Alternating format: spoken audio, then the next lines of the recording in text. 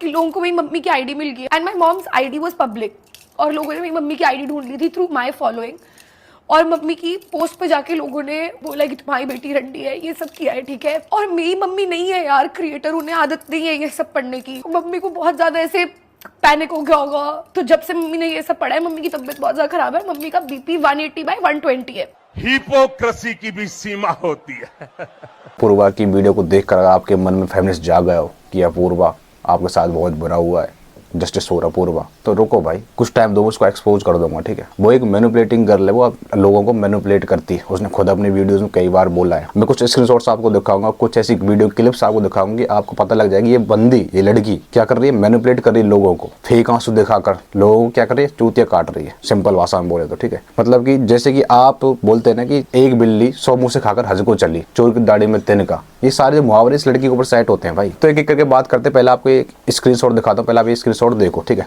इस लड़की ने उस लड़के के बारे में माँ की गाली दी है, ठीक है।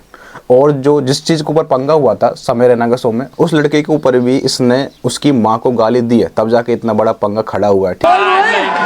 क्यों वजाइना में सेंसेशन खत्म हो गई है क्या? वजाइना में सेंसेशन खत्म हो गई।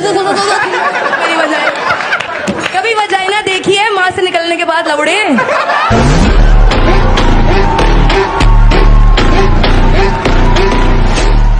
मतलब कि दूसरों को आप गाली दे दो, दूसरों को आप कुछ भी बोल दो, माँ बहन की गाली दे दो, लेकिन जब बात खुद के ऊपर आती है तब आपको थोड़ी सी क्या चाहिए, सिंपैथी चाहिए, लोगों से प्यार चाहिए, जस्टिस चाहिए, ठीक है। भीख मांगते हो, रोने लगते हो चैनल पर आकर।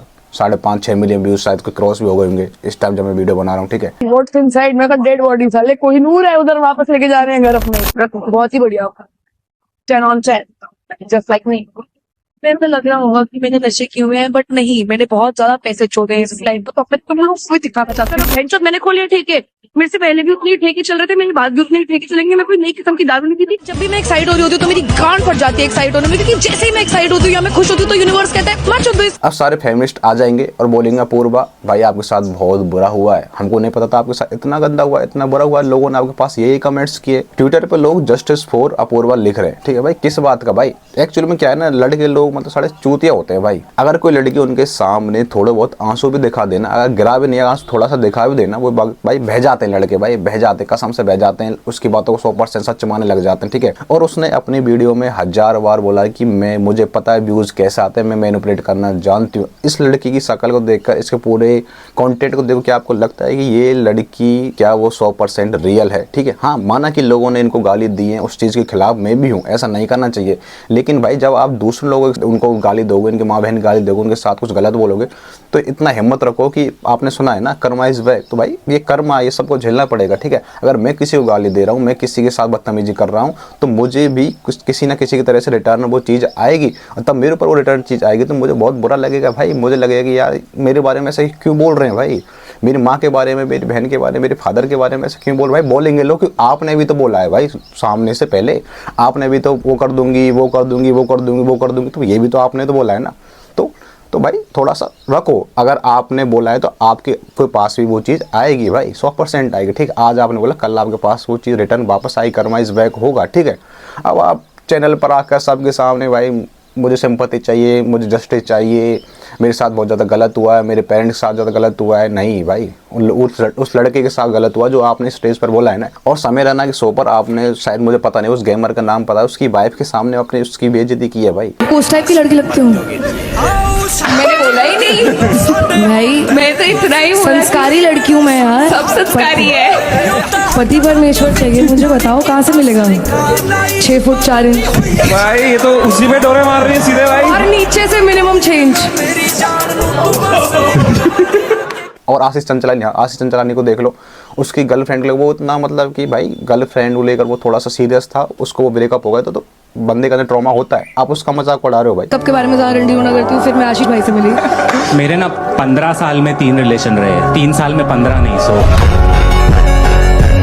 तो भाई इस लड़की ने भी पास्ट में बहुत सारे ऐसे काम किए जिसके वजह से ये डिजर्व, आई थिंक मैं तो ये बोलता इतना डिजर्व नहीं करती, लेकिन हाँ कुछ हद तक ये डिजर्व करती है भाई ये चीज़ों को।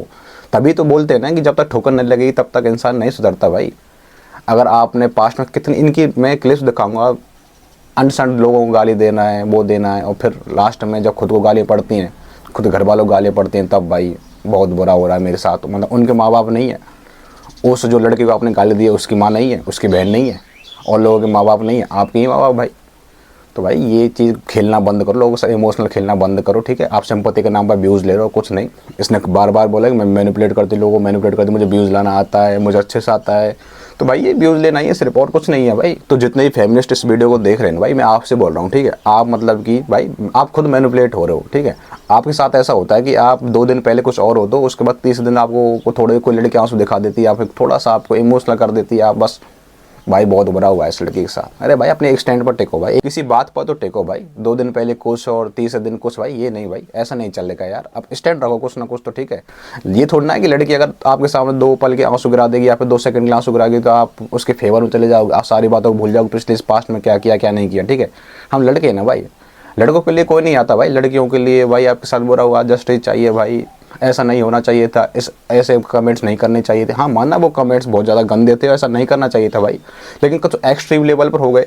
लेकिन भाई लोग करेंगे भाई, लोग भरे हुए हैं ना कि इस लड़की ने बहुत सारे पास्ट में कुछ ऐसे, मतलब इसके हर ब्लॉग्स में हर चीज़ में देख लो गालियाँ, सिर्फ ओनली फॉर गालियाँ गालियाँ गालियाँ।